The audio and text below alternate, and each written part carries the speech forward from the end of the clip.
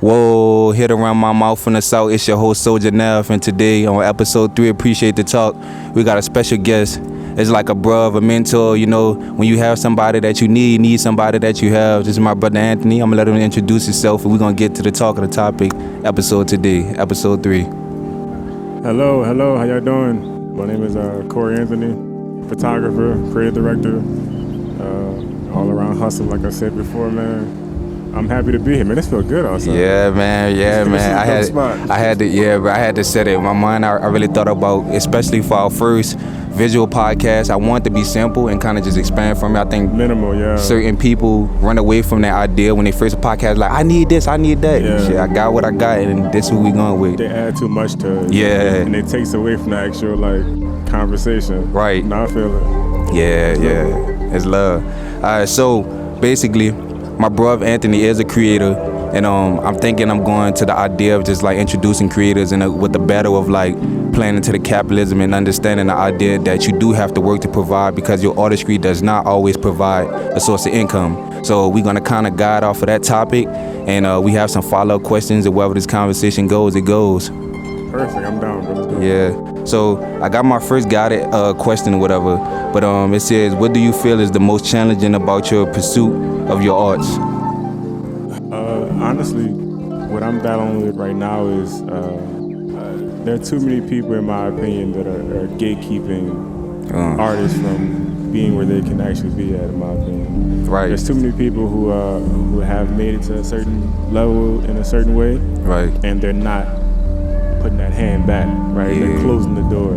Yeah. I'm at a part in my career, from a photography standpoint, where I'm looking to work more into the editorial field, right? So right. not just street photography, not just portraiture or anything like that. It's more on the level where it's getting really good recognition for what I've done and what I do. Right. For me, like I said, it's really just breaking that wall. The main thing for me, I just look at where I can go with my photography and right. where I'm at now, and what changes that. Like, what do I need to do in spite of those roadblocks? So, question, are you one of those artists, when you talk about where you are now, are you one of those artists, do you actively see your progression in photography, or it's just like sometimes you feel like you look at the concept of somebody else working, you don't see the development as a whole? No. I mean, I definitely keep a gauge on, I guess, people's work who I think is, mad interesting and beautiful, that I find inspiring. Right. But I use that as inspiration, right? Not as a stepping stool, not as I need to get to this particular person's level to be able to be whatever. No, I mean, I look at my work from a standpoint of, if I didn't make you feel something, right? Happy, sad, excited, beautiful, oh my God, like, if I didn't make you feel something, then I didn't do my job as a photographer. You didn't get what I was trying to show you, right? Even if you feel absolutely nothing about it, great. Like, one of my dream things is to have a gallery exhibition, right? Right. And one thing I did before Instagram, I never showed my face on social media. It was just posting dope pictures of this, right? Yeah. And the main thing I wanted to do with this gallery was to have my pictures and work up and never show my face, but then have a conversation with the people that are actually seeing the work and not knowing that I was the one who took it. Yeah, that's right? dope, So then bro. it's like, so then it's like, what you think about this picture? You're like, oh man, it's a piece of shit. I don't like it. It's like, oh, okay, great. Honest feedback, right, honest feedback. Like, because right. it's different when you speak. I think it's different when a consumer speaks to the artist. Right. They want to, like, sometimes coddle. And I ask you your opinion. Right? Yeah. Don't worry about if I took it. I want to know what your opinion is. It's your opinion. Right. But that's what I look forward to, man. That's what I really would like to do, I guess, as far as that's concerned. Cool. I would say most definitely. I don't want to throw out that cliche question. What inspired you? Like, because most people like don't know, or it's something every day. Yeah. So for me, I'ma say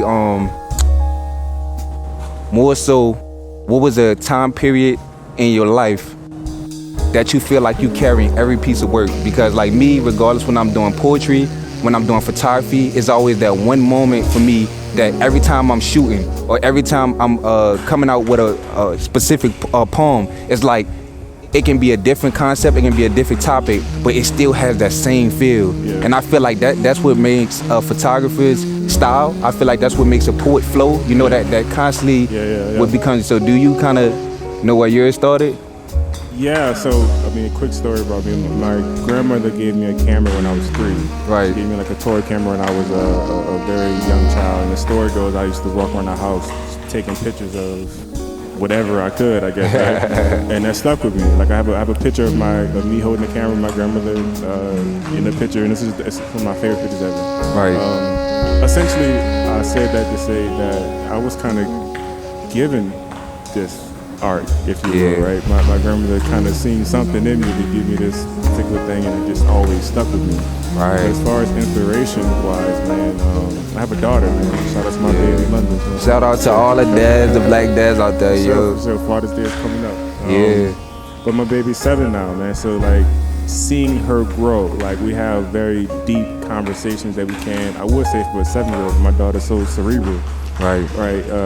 You know, we'll have conversations just about life and just how she thinks from her perspective, and I'm just sitting there like, yo, where'd your 7-year-old brain come from? It's like, how did that happen? Yeah. It's like we was having conversations about Peppa Pig, and now we're talking about like it's crazy because me and my brother always have this conversation. It always comes up, and we talk about as an artist. The more you maintain your innocence, your child innocence, the more you can tap into. And I feel like. And that's how we're gonna kind of lead into, because you to me personally, you have a well balance. You know, you kind of like in the corporate realm and you in the artistry realm. So your balance of is phenomenal, bro. So, but yeah, we always talk about maintaining that child, like, and just doing things that are spontaneous, because I feel like as an artist, that's the only way you stay sane. Right. So with that, man, like I'm very big on my peace. Yeah. Right. Like I would turn the phone off for 3 days and just go completely in the dark and go do shadow work and just go like figure out me for a second. If I'm not feeling good energy wise, whatever. Right. I shut down completely. When I'm there, I'm reading books. It's jazz music. It's R&B. It's painting. It's photography. It's whatever. It's whatever I need to do to, you know, catch myself back with that. Right. That what centers me. That's what's giving me my energy. Gets me back to balance, man. Like my daughter is my biggest inspiration for sure. Just seeing her grow, seeing her live. Like you said, that childlike feeling. Like, you know, one thing I'm big on with her, I had this book that I really I make her draw in all the time. It's the same book, so she's had it since she was like 3 or whatever, right? And I could just see the progression in like her art. She doesn't know I'm gonna keep it, but my point is that I can see like 1 year old, she was just scribbling. Now she's drawing particular lines, and it's inspiring. You want to know the crazy concept of like, is that I do the same thing with my kids. It's something about a dad, especially like I don't know if it's the idea that growing up like in black households, you don't feel they push artistry enough. So you want your child to be as much in tune. And for me, I have to have that balance of not forcing it too much, but also like still sparking they creativity. Like my daughter come over and I'll like take out a random piece of paper, get some paint and see what she creates. And it's like in my mind, I'm even as an adult, I'm trying to look at her work and look at the creativity in it. It's because I try to keep that, again, spontaneous, that artistry, even through a child's work. So no, you're absolutely right, man. That's like I said, I'm inspired by seeing pictures. There's a certain picture my daughter has that she's painted that's literally on the refrigerator. I'm going to get it tattooed. That's rough. It's you know what I'm saying? It's like my daughter's her existence is my inspiration, right? Right. Same. A quick thing for me, man. I almost wasn't here 3 or 4 years ago, man. I almost had a very bad experience with a surgery I had, and that changed my perspective, man. I came out better than when I went in, man. It was a tough time for sure, right? You know, but one thing I learned from it, man, the power of now, man. It's also another book I'm reading right now. By Eco Tolle. Power of now, man, is just being able to be present in the moment right now. Right now, it's 7:08, right? 7:09 does not matter. 7:07 has already happened. 7:08 right now is the most important time right now. Right? When you blink, right? As soon as you blink, you're in the present and the future at the exact same time. Right? So there's nothing more important My brother than that. Here dropping gems. I hope y'all listening. I hope y'all listening. There's nothing more important. So you're trying to figure out, where do I go at next? you start right now because the next move hasn't even happened. You didn't even do the current moves. You talking about the next one. Yeah. Talking about 5 years from now, what about the next second? We're still in this one. And see, that's why I love podcasts, and I love the concept of just photography. I love any artistry that can capture a moment. Right. It's because you cannot ever get that back. Are you familiar with he's a photographer. He's an older photographer. His name is Henry Cartier-Bresson. Nah, I gotta look him up. He has I guess a catchphrase, a book called The Decisive Moment, right? Yeah. And essentially the book is it's just it's essentially all of his work, but he's known for the decisive moment. He shot on film. This is like back in the 19 whatever, like long old probably some black and white. Definitely some black and white. Definitely some old film that would cost like $1 million now, like if it was still reproduced. But my point is, a lot of his work he would show the scan, like the film scans. Yeah. And like, you know, the film scans have like maybe 12, 36 photos, whatever it is. Right. And he'll show the photo that he took before the scene. Yeah. The actual scene, the one he actually used, and the one afterwards. And what he would call the one he actually used the decisive moment. That's the one where you feel like, oh, I saw the picture, I composed it, took it. And you see what I'm saying? Like, but it still goes back to what I'm saying, the power of right now. Right. Like, what you're doing right now, the power of now. Right. You got off your ass, you say, I'm gonna do a podcast. Yeah. I figured out I'm gonna do this. Right. Now I'm doing it. That's it. It's just simple. Whatever else happens, whatever it happens. I was telling my girl, like, especially this year for me, I have. Well, you know, we talked back then when I got into photography. My problem was always that I was so much in my head that it's like it was hard for me to move. Like my mind was moving 1,000,000 miles per hour, but my feet was still where it was. And so it's like that's why I say like I look at you as a mentor, because in the sense of it's like you click something in my head, like yeah, bro, like you could write down jokes, have a conversation about 1,000,001 ideas, but the idea that if you're not moving, even if you come out there with a stick and 2 candles and make something happen, you did something and you build off of that. Like this is my 3rd episode, Appreciate the Talk. This is my first visual recording, and it's like now in my head I'm trying to figure out what's next already. Just that momentum. And that's what happens when you start. Yeah. Like people have amazing ideas. I love ideas. It's great, right? It's amazing. I love ideas. And I'm saying that sarcastically. I do love ideas, right? Zooms on the face. Yeah, but it's like right? But it's like it means absolutely nothing if you do nothing with it. Right. Like I was telling my dad told me this. I don't know how serious it was. It was like, Corey, somebody was better than Michael Jordan at basketball. Somebody else could have been the first black president. Right. Yeah. But the people who did actually did. Right. They actually did something. I'm sure there was somebody better than Michael Jordan. I'm sure there was somebody better than Barack Obama to be president. But those people actually got there. Figured out how to get there, and they got there. Yeah. And the thing is, there's a lot of people who are trying to do whatever it is they're trying to do, and they fail. They think that failure is like the ultimate end goal. It's like, you just learn 1,001 ways how not to do something. Right. It's crazy. I love that, bro, because when I was younger, right, and I would bike through the city, and I always found myself having a conversation with people called dope fiends, crackheads, whatever. It's because these people have already failed. Right. Oh my God. Why like, I've okay. had so many good conversations. Yeah, bro. Like, if I'm gonna go somebody, right? Let's say like you successful, you got properties, etc. Blah blah blah. You may have been one of the lucky few that never knew what it like to fail. You might have had money to fall back on. You might have had people to always guide you. Yeah. But these people, bro, in a sense of what we deem as society as success and failure, has already failed. Right. Nobody truly wants to live on the street. Mm-hmm. Nobody truly wants to figure out daily to day how they're gonna eat and survive. Right. So in the terms, these people have failed. And in the knowledge you get back, bro, these people open your mind, because these people also talk about major concepts like capitalism and not playing into certain diagrams and just certain rules and society ideals and living orthodox that it's just, bro, it's like, bro, they give you chills, bro. You know what's interesting? This year I've made a big conscious effort to read more, right? So I read like 3 books at a time. Like I'll read, one book here, read a chapter or 2, next book here, chapter 2, and I just keep going. You speak about having conversations with random people, man. That's probably where I've learned.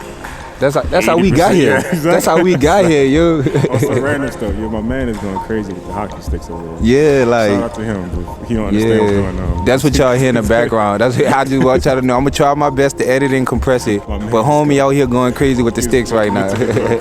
But my question, my statement essentially is, man, is that I've learned so much from people that I didn't expect to learn anything from. Like, Right. if you really think about this earth, man, I don't know how many people on this earth, a trillion, billion, zillion. Yeah, we're all blessed to be here. Like, what we do when we Yeah. get here, that's up to us to decide and do, but we're not here by mistake. Right. Like, if you want to take it back to, you know, sex and how many sperm and eggs and so on and so forth in the work. You was the one that made You it. made it. Like, what are we Yeah. talking about? Like, you was like, oh, I had an opportunity, bro. You made it here. Right. To Earth. Right. Like, what are we doing? Damn, bro. Like, get to it. What's the hold up? And we say this, and I had this conversation all the time. Like, yo, man, we talk about, you know, working in the corporate world and Yeah. also being an artist. Yo, I don't know if there's a question in there, but I'm be quiet. You Let good. you lead it. You good. Yeah, bro. I have so many questions. I just want it to flow, but it flows with us. It always flows with us. Let's see what I want to hit on. Let's do this one. Do you have an idea of a legacy that you that stems from your art?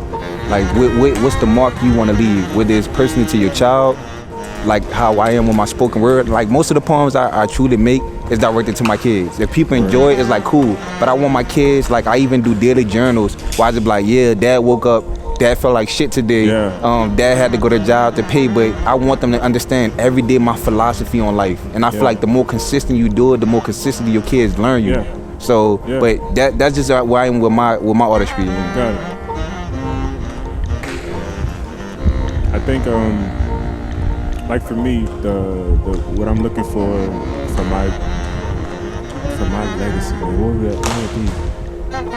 Honestly, man, I want my legacy to state, like, I don't understand how this guy was always at every particular event, how he always got access to this, got these behind the scene photos that no one ever saw. Yeah. It's like, yo, we're like Gordon Parks is one of my favorite photographers in the entire same. universe, right? If you've seen any Same. like historical black figure, Muhammad Ali, Martin Luther King, like just any of them, all He in that Malcolm room. X, he's been every Like the single, fly, they call him the fly in the He's room. been in every room. Like, there's no photographer who could do a versus with Gordon Parks. You're gonna lose that immediately. Right. But my point is that I would like to, for my daughter, and then for people who like love my work, to see it in the same standpoint that I intended for it to be seen. If you see a flower and it looks like it's all, you know, dirty and dusty, I took that picture for you to think about something that's beautiful that needs some wiping off. Right. Or if you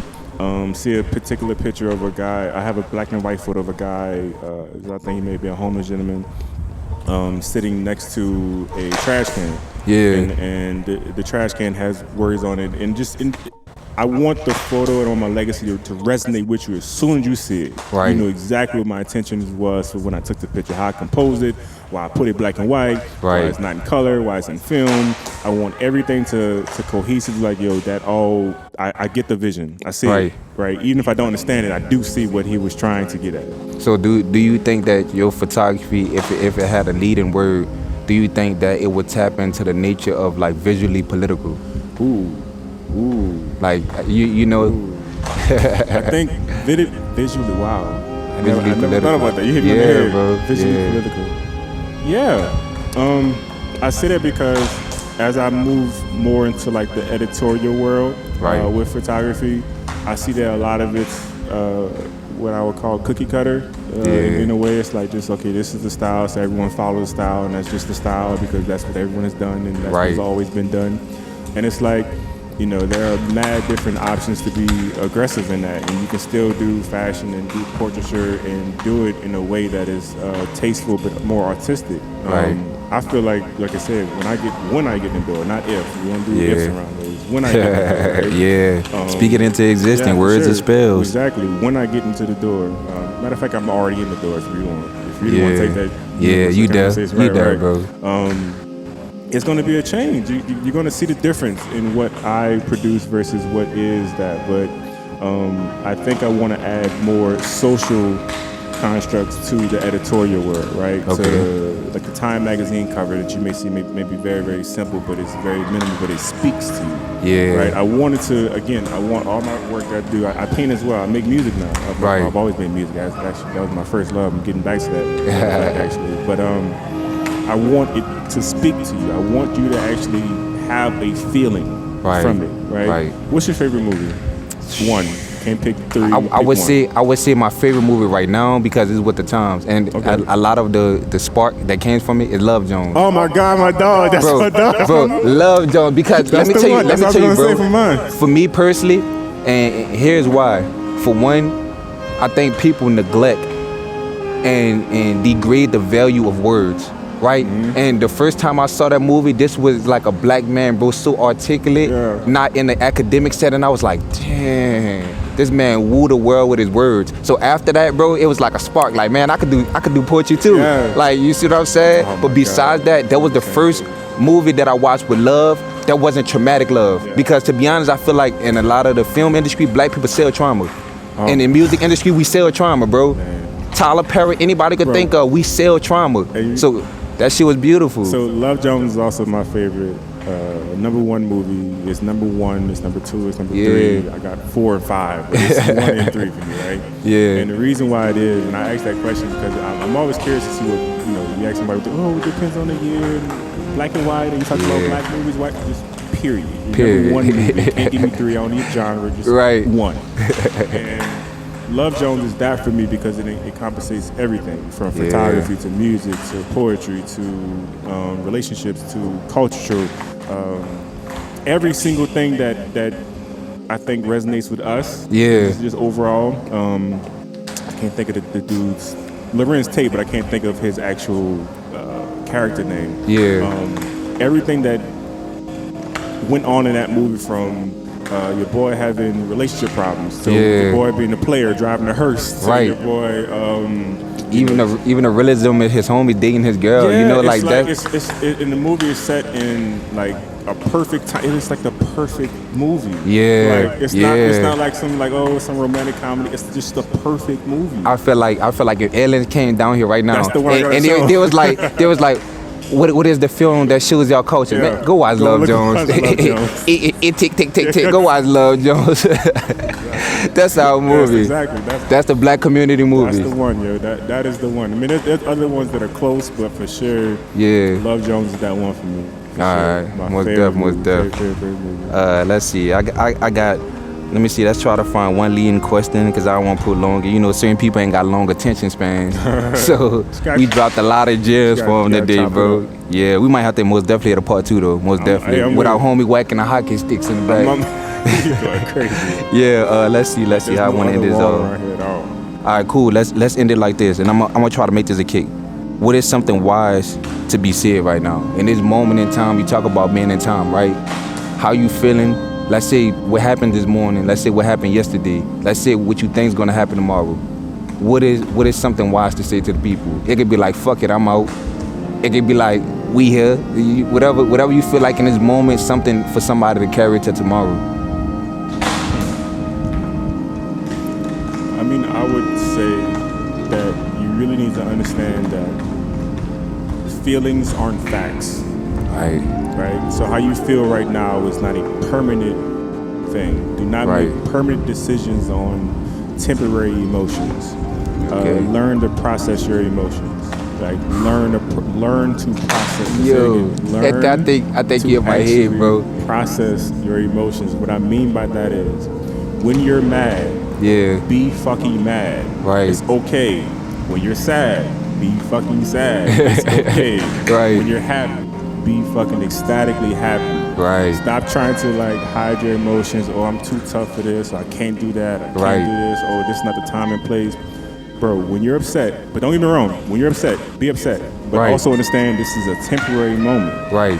When you're mad at the dude at Starbucks for getting your order wrong, he's gonna get it right. Or he doesn't. Yeah. And you just leave. Right. And you go to another Starbucks. Or you might just be late for work. And that's okay. Like things move, bro. Like I said, it is just a moment. Feelings are temporary. Do not make permanent decisions based off of temporary feelings and emotions. Right. I got a book. I most definitely got a book to recommend, and it's called The Masculine versus the Feminine. And for people that are just getting into like educating themselves, I don't mean man versus woman. Who's that by? I'm gonna pull up the exact author. If I can't like get it right away, I'm gonna leave it in the commentary with the notes and your at. But I remember the title is called The Masculine versus the Feminine. And what they talk about in the front of the first page of the book, it says not man and woman, but logical and feelings. So the feminine is in tune and connected to a woman, right? We tend to see women as being emotional, being nurturing. You know, that's all the feminine, and the man is the masculine, the logic, the mathematical. And so to be able to balance both of the emotions, you have to be in tune with the masculine and the feminine. So hygiene is part of the feminine because the masculine part does not care about taking care of the body. It cares about in the sense of surviving. When your survival becomes a threat, then you take care of your body. And so if you don't have that balance, you will have guys that don't wash, don't take care of themselves at all, but know how to go get this money. Or you have guys that in the sense of the world want to deem as overly feminine and in the sense of don't know how to defend themselves or don't feel the need to defend themselves.